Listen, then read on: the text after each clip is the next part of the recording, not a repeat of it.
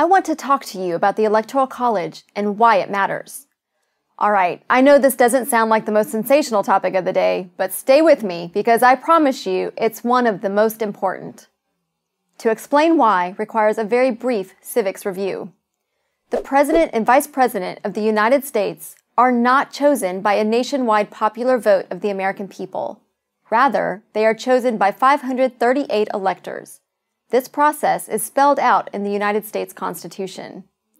Why didn't the founders just make it easy and let the presidential candidate with the most votes claim victory? Why did they create, and why do we continue to need this Electoral College? The answer is critical to understanding not only the Electoral College, but also America. The founders had no intention of creating a pure majority-rule democracy. They knew from careful study of history what most have forgotten today or never learned. Pure democracies do not work. They implode. Democracy has been colorfully described as two wolves and a lamb voting on what's for dinner. In a pure democracy, bare majorities can easily tyrannize the rest of the country. The founders wanted to avoid this at all costs. This is why we have three branches of government: executive, legislative, and judicial. It's why each state has 2 senators, no matter what its population, but also different numbers of representatives based entirely on population. It's why it takes a supermajority in Congress and 3/4 of the states to change the Constitution. And it's why we have the Electoral College. Here's how the Electoral College works. The presidential election happens in 2 phases. The first phase is purely democratic. We hold 51 popular elections every presidential election year, 1 in each state and 1 in D.C.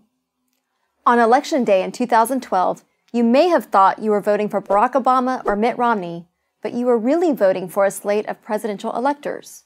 In Rhode Island, for example, if you voted for Barack Obama, you voted for the state's 4 Democratic electors.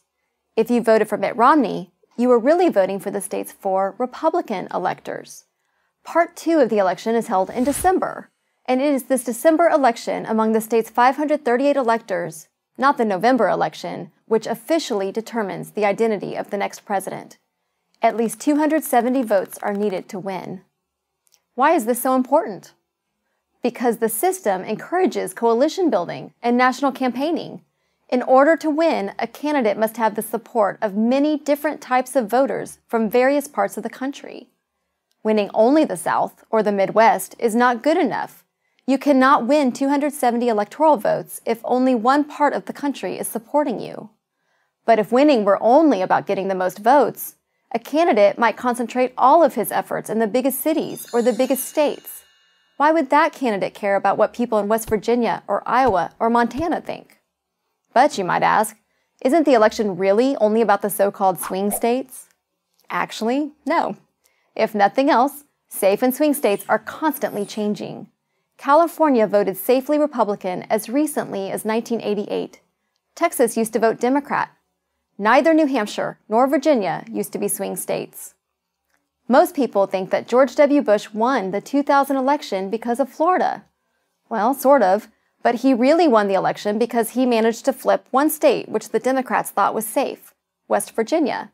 Its 4 electoral votes turned out to be decisive. No political party can ignore any state for too long without suffering the consequences. Every state, and therefore every voter in every state, is important. The Electoral College also makes it harder to steal elections. Votes must be stolen in the right state in order to change the outcome of the Electoral College. With so many swing states, this is hard to predict and hard to do. But without the Electoral College, any vote stolen in any precinct in the country could affect the national outcome, even if that vote was easily stolen in the bluest California precinct or the reddest Texas one. The Electoral College is an ingenious method of selecting a president for a great, diverse republic such as our own. It protects against the tyranny of the majority, encourages coalition building, and discourages voter fraud. Our founders were proud of it. We can be too. I'm Tara Ross for Prager University. Join Prager University. Click here to subscribe to our YouTube channel. Click here to sign up for free at PragerU.com for quizzes, contests, and prizes.